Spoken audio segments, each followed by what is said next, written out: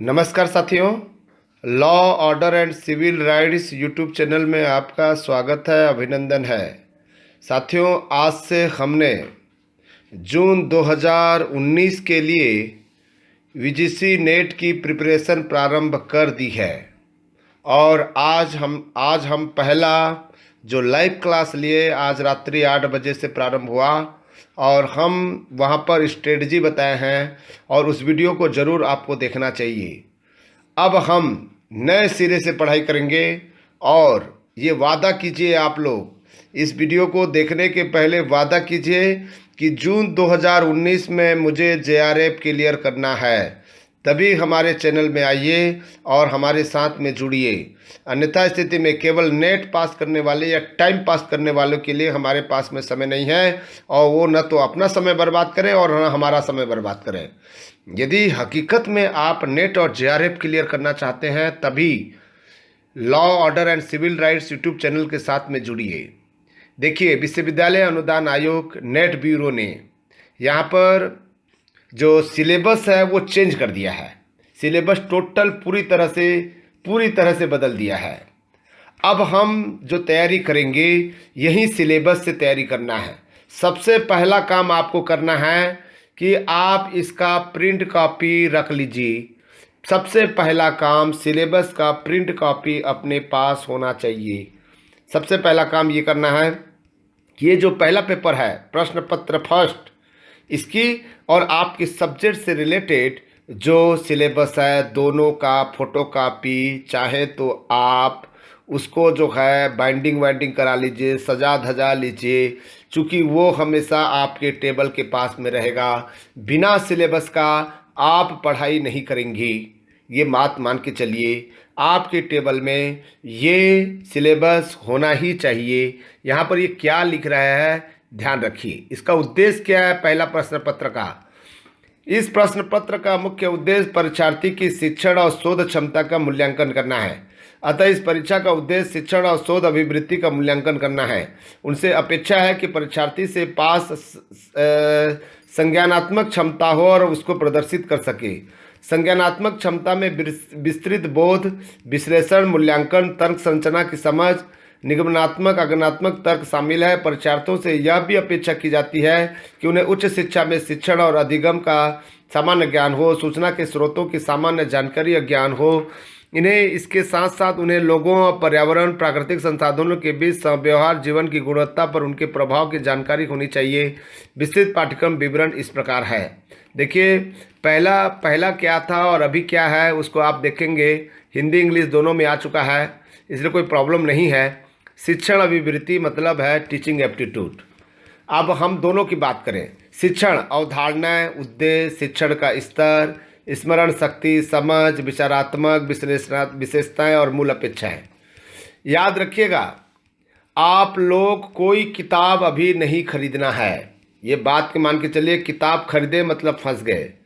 किताब न तो किसी से अभी पूछना है और न ही किताब खरीदना है, और सोच समझ कर किताब खरीदना। जिसको मैं बोलूँगा उसी को खरीदना, ठीक है। चूँकि मैं भी किताब लिखना प्रारंभ कर दिया था, लेकिन वो हो जाएगा बेकार। अब हो जाएगा नए सिरे से पढ़ाई। अब आएगा मज़ा, अब आएगा सबसे बढ़िया मज़ा।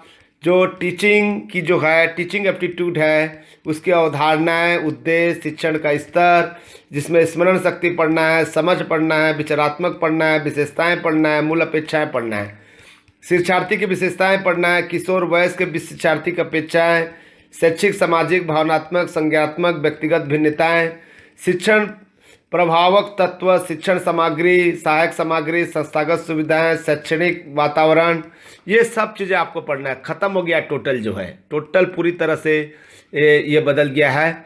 देखिए यहाँ पर शोध अभिवृत्ति यानी कि रिसर्च एप्टीट्यूड, शोध अर्थ, प्रकार, विशेषताएं, प्रत्यक्षवाद, उत्तर प्रत्यक्षवाद, शोध के उपागम, शोध पद्धतियाँ, प्रयोगात्मक। देखिए यहाँ पर दे दिया है।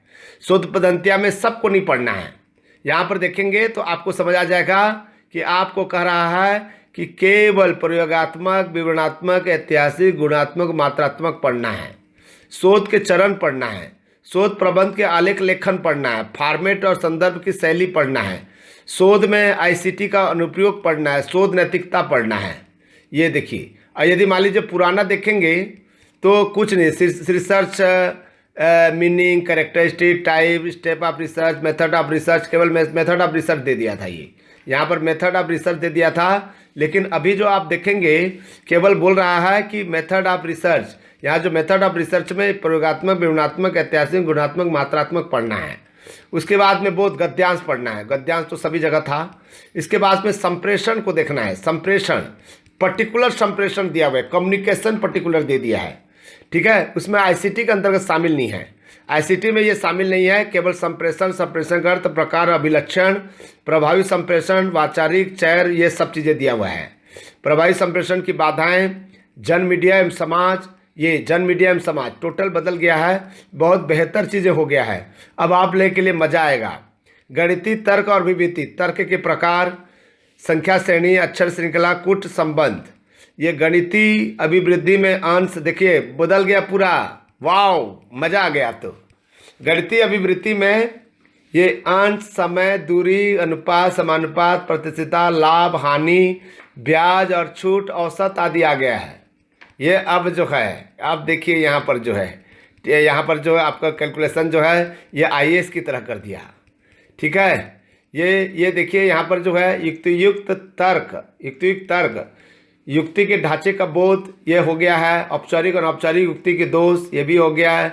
युक्ति के प्रकार, निगमनात्मक, आत्मक युक्ति, ये तो पढ़ते ही हैं। ये आरेख पढ़ते हैं, भारतीय तर्कशास्त्र पढ़ते हैं, प्रमाण, प्रत्यक्ष, अनुमान, अनुमान की संरचना, ये आ गया है। आंकड़ों की व्याख्या, ये आंकड़े जो आप आ गया, आंकड़े जो आ गया है, आंकड़ों का स्रोत, प्राप्ति का वर्गीकरण, आंकड़ों की व्याख्या, आंकड़े का सुशासन, ठीक है। ये हाई पार्ट, छः पार्ट, ये जो है चित्रवत वर्णन, आपका जो है डाटा इंटरप्रिटेशन, ये आगे आपका जो है और सूचना और संचार प्रौद्योगिकी, मतलब यहाँ पर जो है आपका शब्दावली का, इंटरनेट से संबंधित, उच्च शिक्षण, डिजिटल, पहले आईसीटी के सुशासन, पूरा बदल गया है। यह देखिए लोक विकास और पर्यावरण सेम टू सेम है, इसमें कोई पर्यावरण पर प्रॉब्लम नहीं है। उच्च शिक्षा प्रणाली में भी कोई प्रॉब्लम नहीं है।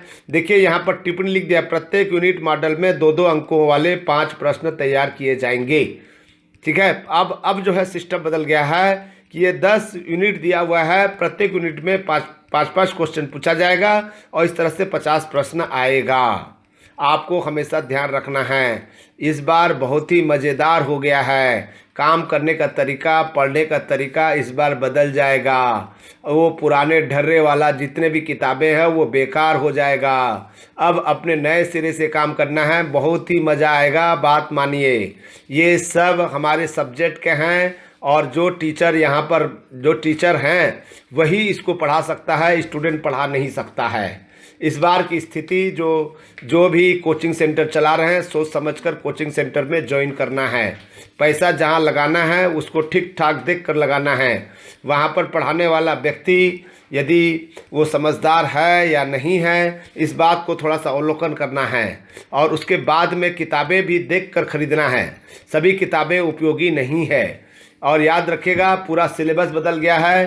पुराने आपके पास में बुक हो तो सबको हटा दीजिए, सबको हटा दीजिए, एक सिरे में अलग कर दीजिए। वो कोई काम का नहीं है, आपके काम का तो है ही नहीं। वो कोई किताब नहीं लेना है। और अभी नई किताब इतनी जल्दी निकलेगा भी नहीं।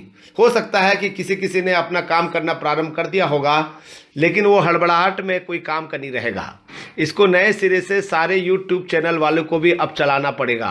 पुराना पाठ्यक्रम हो गया बेकार, अब नए पाठ्यक्रम के अनुसार से आपको तैयारी करना है। और यही सफलता का राज है। नए सिरे से जब कोई चीज़ पढ़ते हैं तो नए प्रकार के चीज़ आएगा। देखिए ओल्ड क्वेश्चन पेपर का असर जो है ख़त्म हो गया। ओल्ड क्वेश्चन पेपर अब काम नहीं आएगा, ध्यान रखिएगा। ये नए सिरे से एग्जाम होगा, नए प्रकार की तैयारी करना पड़ेगा और इसके हिसाब से आपकी जो है समझ और बूझ जो है काम करेगा।